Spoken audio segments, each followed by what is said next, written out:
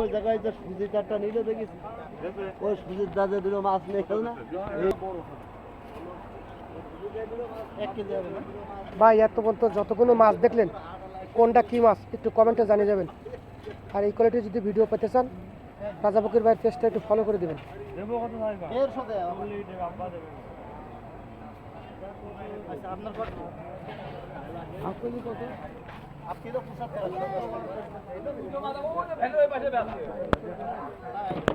বাজার হাজার তরকারির দাম